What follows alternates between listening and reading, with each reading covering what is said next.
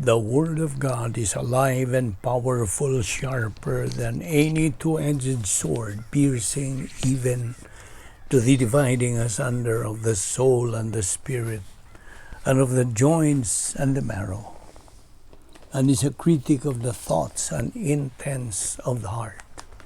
All Scripture is God-breathed and is profitable for doctrine, for reproof, for correction, for instruction in righteousness, that the man of God might be mature, thoroughly furnished unto all good works.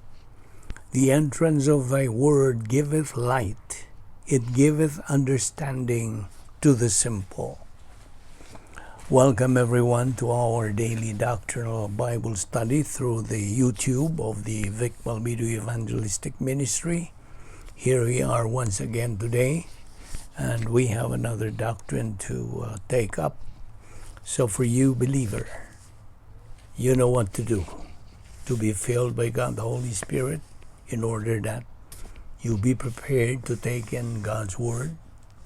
But for you, unbeliever who is with us, it is faith alone in Christ alone that you should do, using your God-given volition or free will. Acts 16:31 says, "Believe on the Lord Jesus Christ, and thou shalt be saved." Okay? So, let's presume that everybody is ready to take in the Word of God. Today's title that we are going to take up is Suffering and God. Now, first of all, if God is love, how can He allow evil and suffering in this world? First of all, let's recall the doctrine that tells us about God's creation, namely, the angels that He created and then mankind. That when God created them, everything was good and perfect. And get this, it was never God's intention that there would be evil and suffering and pain, sickness and disease and death in His creation. You see, one of God's attributes is He is love. And He wants to show His love to us. He wants to share His love with His creation. And you know what? True love always wants to be loved back. God wants to have fellowship with His creation. He wants His creation, He wants mankind, He wants the angels to, in turn, love Him. Yes, He wants to love them. And in turn, they would love Him. For true love to exist, individuals have to have a free will. They have to have the ability to choose. One cannot force someone to love them. True love is always a voluntary action. So God put His creation here when we emphasize with man. He put man in the Garden of Eden, Genesis 3. God placed everything the first man and first woman need in the garden. Their creation was absolutely perfect. No sickness, no suffering, no death, no sin, no rebellion. Everything was just paradise. And listen, God gave them a choice, a free will. God said, Ish and Isha, that's their original names. Ish and Isha, listen to this very important warning, a caveat. You know what's a caveat? Now this is taken from Latin, beware, a warning, a modifying cautionary detail to be considered when evaluating, interpreting, or doing something. Of all the trees in the garden, you may eat all of them, except the fruit of this tree in the middle of the garden. Because listen, Isha and Isha, on the day you will eat of it, you will surely die. That is spiritual death. In the original, dying, you shall die. You shall die there means physical death. Now, that was the test that God gave them. God gave them the choices. God said to them, are you listening to me? Are you going to follow me? Are you going to let me be your God? Are you going to love me first as opposed to loving yourselves? You see, as we know in Genesis 3, that the first man and first woman chose to rebel against God and to sin against God.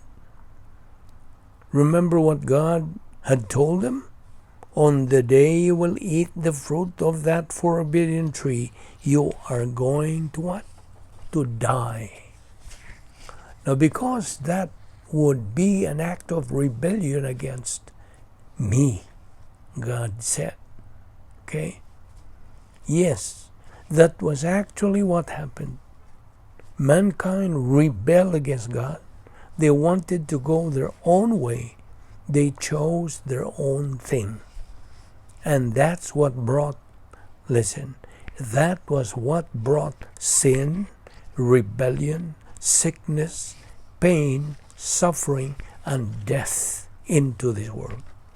And listen, they didn't come into this world because God created them, because God wanted them. No. It was man's rebellion against God that brought those things into the world. Understand? Now, there may be philosophical, illogical questions that would come up regarding this, like, couldn't God have foreseen all of these and could have avoided them and not made man? Just simply not created man? If he knew all of the sufferings and all this turmoil and chaos in the world, and eventually some people would wind up in hell, and he just avoided it? Could he just avoid it? And the answer is yes. He could have avoided it. Yes, God knows everything. He is omniscient. He knows the past, the present, and the future. And he did foresee it.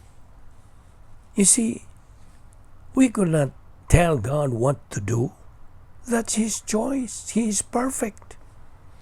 But then once again, we say it.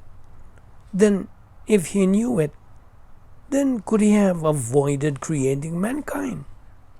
You see, if he did that, then God would not have had a creation to live with him for eternity, loving him and sharing his love forever in eternity. You know what? We human beings do look at these things in our own human perspective. Yes, it sounds good when we say that God could have avoided all the troubles, sufferings, tribulations, and chaos to happen in this world had he just canceled his plan to create mankind, who actually caused all these shambles, all these mess, havoc, confusion, and disarray. Again, listen. Did you remember God's ultimate goal? Did you remember? God's perspective in eternity, ours is the present, ours is the current. God's perspective is eternity. Okay?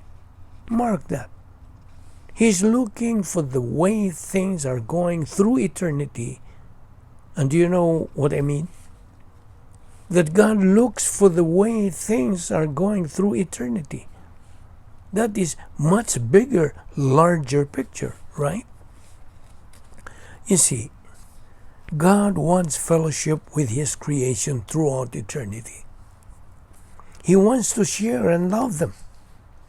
Well, we can look at human example here. We can compare this by looking at our human parents, and you say, you know what? You make a choice to have children.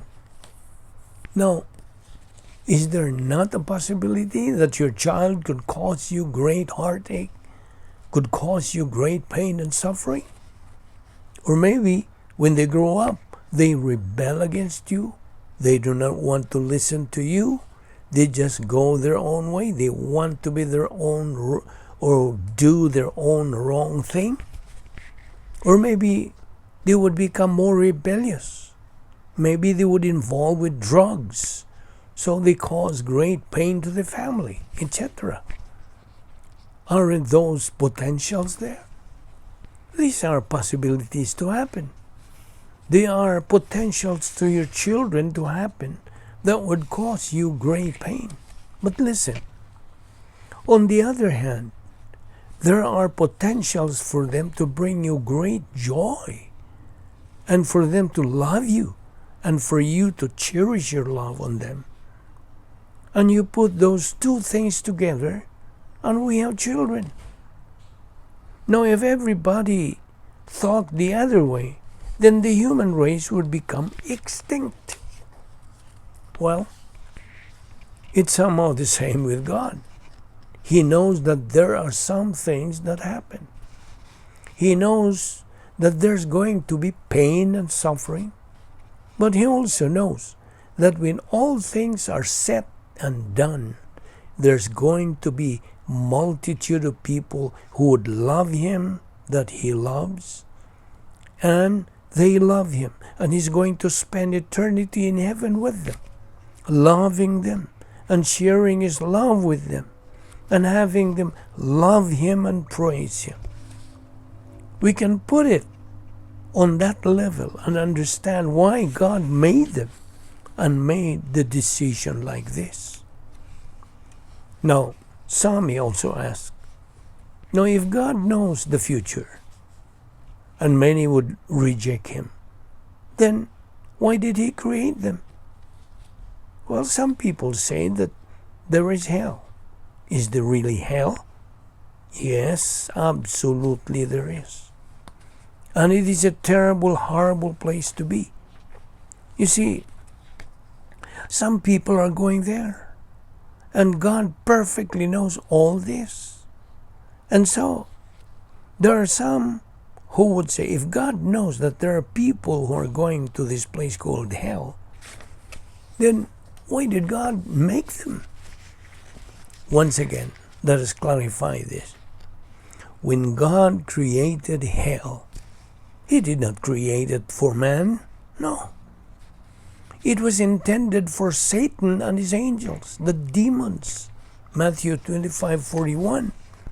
Then He would say to those on His left, depart from me, ye cursed, into the eternal fire that has been prepared for the devil and his angels. Matthew further says that when Christ comes back, He is going to separate the sheep from the goats.